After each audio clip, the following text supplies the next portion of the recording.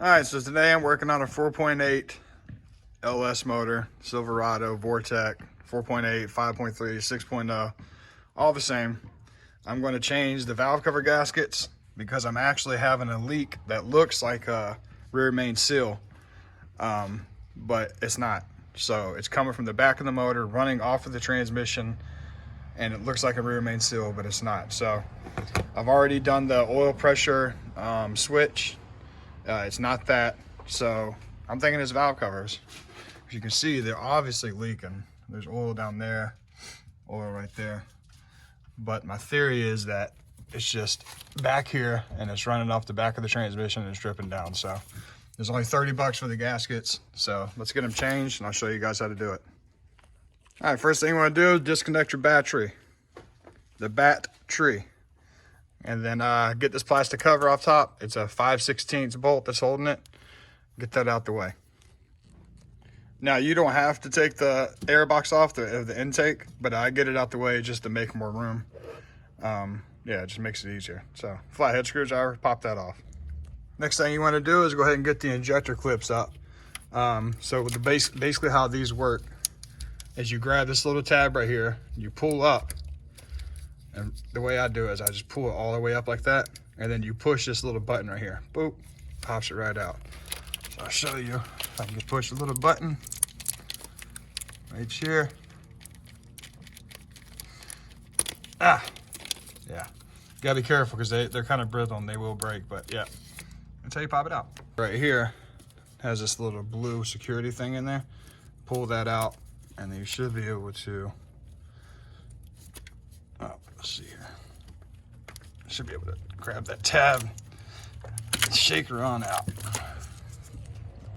All right, and for these little clips that are holding the harness on, if you just take a small flathead, and stick it right there, inside that little crease. Yeah, just pop right off. There you go. Now on this idle air control valve right here, my clip was actually stuck. I couldn't even push it down. So I just used this small flathead when it was on there, and I reached behind it like this, and I lifted up on the clip as I pulled. All right, guys, you also want to pull your spark plug boots off. It's pretty simple. If they get stuck, just use a flathead and push on them. They'll pop off. And then you got, I think you got 1, 2, 3, 4, 5. You got 5 bolts that are holding this rail on, 10 millimeter. You're gonna need a deep socket. And for the back one back there, you can see I kind of tore the insulation by accident. But there's one way back there that's kind of a pain to get to. You're gonna have to use a wrench on. But other than that, it will pop right off. All right, when you go to pull this vacuum hose off, be real careful.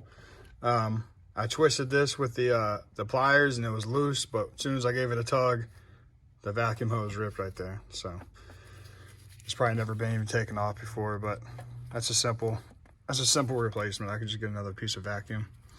But yeah, so be careful when you're pulling on that. All right, then you have 4 8 millimeter or 5/16 bolts, and a valve cover will come right off. All right, guys, next thing you want to do is if you bought the valve cover gasket that has these little grommets that go over the bolts that go in the valve cover, grab the bolts, pull them out. These slide right off the end, and then you can replace those. And then take some brake cleaner and compressed air and try to clean the valve cover up the best you can.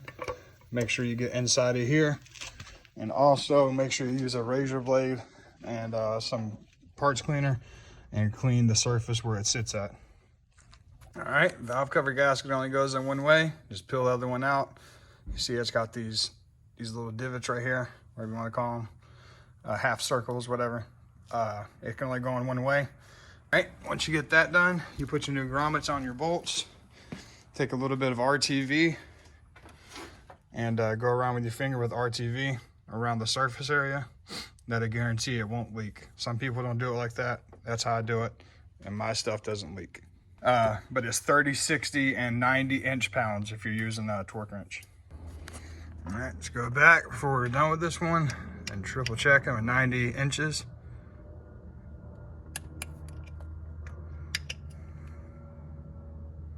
Ooh. Yeah, that's why we go back and check them, for that reason right there. That reason right there. All right, that side's done. Now just reassemble And yeah, so it's done. Nice and cleaned up. I did forget one thing, that you don't actually have to unplug these coil packs if you're taking the entire rack off. It just comes with it, but yeah. All right, now that side is complete.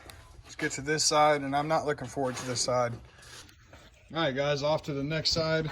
At first, it looked a little like it was going to be a pain, but it's actually simple. So just take your coil pack rack off the same way we did on the other side. And let's see. Oh, the little PCV hose that runs from here to the back right here. Pop it off with a screwdriver. Undo your plug wires, and it's already accessible right there. So I should be able to work right around this harness. I should be able to unbolt this and then kind of work my way out.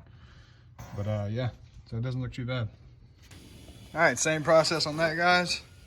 Same thing you did on the other side. This side's actually easier. Like, I went through this side a lot faster. It was not hard at all, so don't be intimidated by the way it looks. Once you get those coil packs off, it's just, there's so much room. So that's it. Both sides are done. Just got to put the intake back on. Real simple. For this hose that I broke over here, I just got some fuel hose, some 3/8 fuel hose, and just rerouted that. So fixed that. All in all, that was not a bad job to do. Should take you a couple hours at the most. And yeah, so let's see if it fixed the leak. That'll be the next thing. All right, so I let it sit for a little while, let the RTV dry.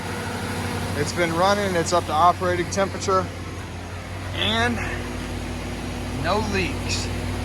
I mean, that thing used to pour out, just dripping out. You can see this cardboard I had every time I had to park it. Not a single drop.